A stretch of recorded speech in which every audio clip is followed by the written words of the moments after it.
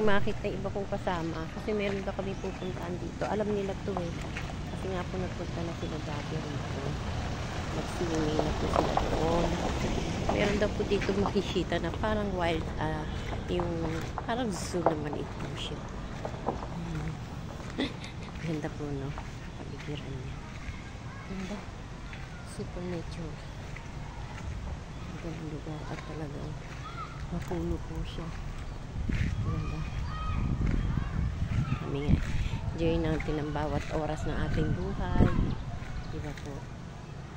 Ganda niya. Paligiran. Kahit sabihin niyo pong mainit, okay lang.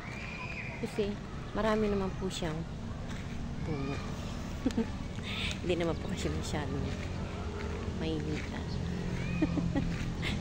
Ang saya-saya po ni Mary Rosen Vlog. Kasi nga po nakapamasyal at nakapunta po na Leyte. First time ever in my life. Ngayon lang po ako nakapunta sa ganitong lugar na kalayo. Talagang tawid dagat po, diba? Iisipin po natin. Kaya sabi ko eh, kahit po mahirap nahirapan po ako nung sumakay ako ng aeroplano. Nahilo. Sumuka. So, okay lang. So, enjoy lang lang po natin, diba? Ayun, sumito. Ng lugar.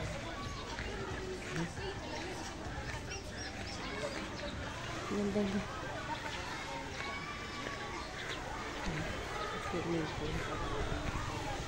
Ang lamig na po ng ng hangin niya.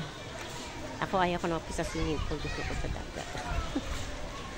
Mas maganda nga naman kung dagat ka maligo.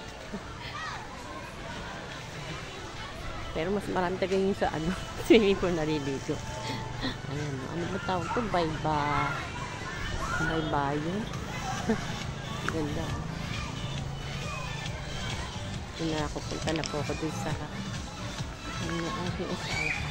Ay, naligaw na yata po ako. Saan na ba ako? Naligaw na. Naligaw na po si Mary Rosen Vlog. Oh, ganda.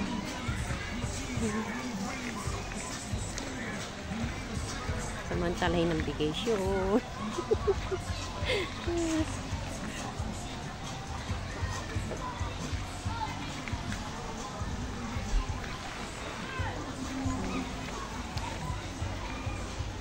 May slides pala yung kanilang Hindi ko alam kung saan na yun. Yung aking mga kasama hinahanap ko. Hindi ko naman makita. Where are you na? Aking mga kasama.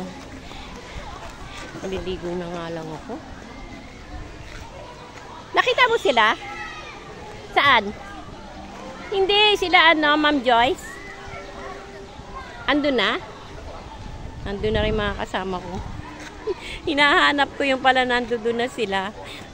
Mariosep. Ayan o, kanya ping dagat. Ganda. Okay, like, share, and comment na rin po ha. God bless everyone. Love you all po.